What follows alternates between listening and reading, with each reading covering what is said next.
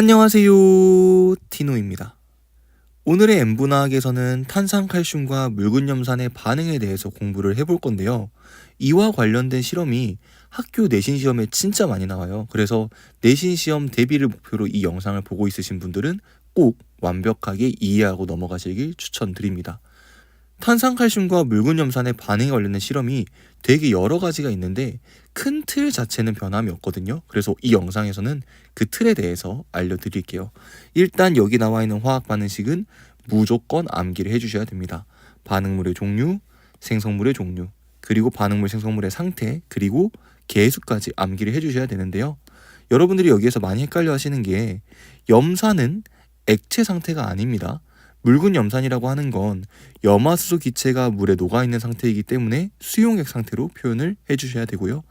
이때 만들어지는 염화칼슘은 물에 녹아있는 상태로 존재하기 때문에 수용액 상태로 표기를 해주셔야 됩니다. 자, 일단 여러분들이 이 화학 반응식을 암기한 뒤에 문제를 보면 문제에 보통 어떻게 나와 있냐면요. 질량 3가지가 나와요. 첫 번째는 탄산칼슘의 질량인데요. 보통 문제에서는 탄산칼슘의 질량을 W1이라고 알려줍니다. 물론 W1이라고 따로 주지 않고 그냥 탄산칼슘의 질량이라고 알려주기도 해요.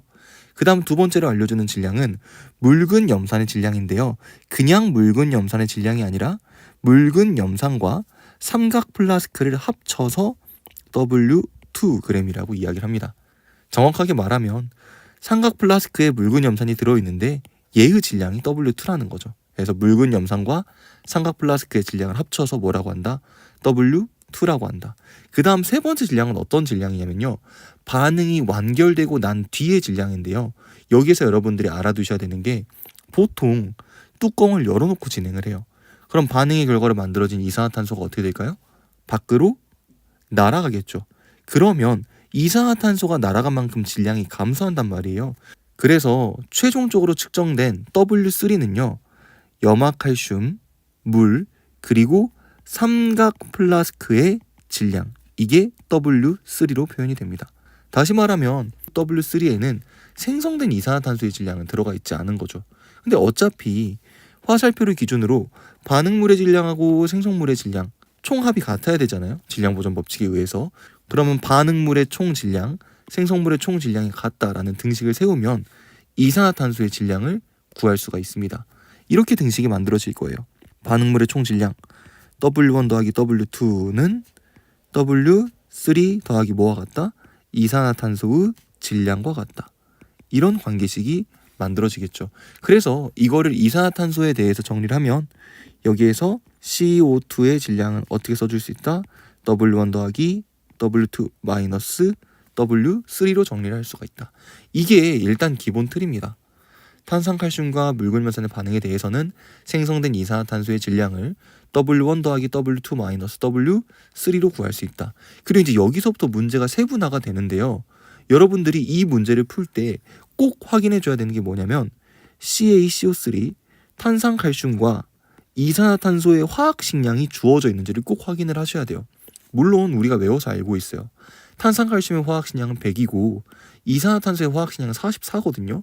근데 보통은 둘 중에 하나만 주어지는 경우가 많습니다. 한 80% 이상은 CaCO3의 화학식량을 알려주는 것 같아요. 그리고 문제에서 뭘 물어보냐? CO2의 질량을 식으로 표현해라. 이런 이야기가 나옵니다. 그러면 어떻게 해주면 되냐? 일단 둘의 화학식량을 둘 다 모른다고 가정하고 식을 세워드릴게요. 탄산칼슘의 화학식량을 MCaCO3, 이산화탄소의 화학식량을 MCO2라고 쓰고 양적 관계를 완성을 해보도록 하겠습니다. 보통 문제를 풀다 보면 문제에서 충분한 양의 묽은 염산과 반응을 시킨다고 하거든요. 그럼 여기에는 W1g이 모두 반응에 참여를 했을 거란 말이에요.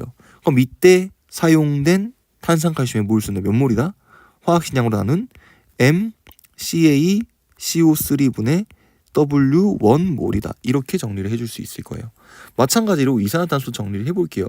이산화탄소의 질량이 W1 플러스 W2 마이너스 W3라고 했잖아요. 그럼 이산화탄소에 해당하는 몰은 MCO2분의 W1 더하기 W2 마이너스 W3몰 이렇게 정리가 되겠죠. 근데 탄산칼슘의 몰수하고 이산화탄소의 몰수가 개수가 똑같으니까 같아야겠죠. 그럼 얘랑 얘가 같다는 등식이 만들어져요. 여기 아래다가 정리를 할게요. M CaCO3분의 W1은 W1 더하기 W2 마이너스 W3를 MCO2로 나눈 것과 같다. 보통 CaCO3의 화학식량을 준다고 했잖아요. 그럼 MCO2에 대해서 정리를 해볼까요? 그러면 이산화탄소의 분자량은 어떻게 정리가 될 것이다? W1분의 W1 플러스 W2 마이너스 W3 곱하기 탄산칼슘의 화학식량으로 정리가 될 것이다.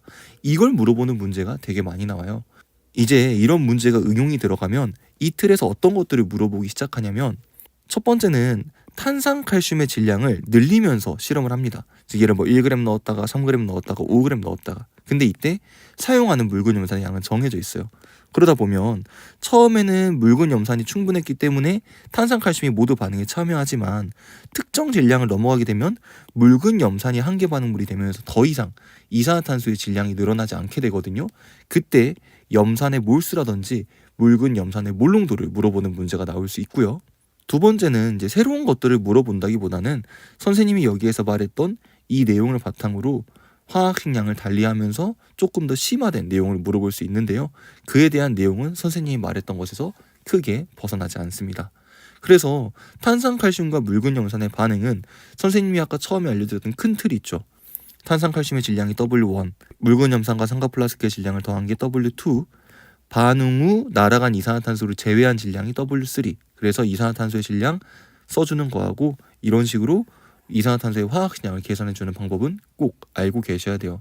그리고 보통은 이렇게 W1, W2, W3로 주거나 아니면은 탄산칼슘의 질량, 묽은 염산 플러스 삼각플라스크의 질량, 반응 후 삼각플라스크의 질량 이렇게 알려주거든요. 근데 선생님 한번 본 적이 있어요. 학교 내신 시험 문제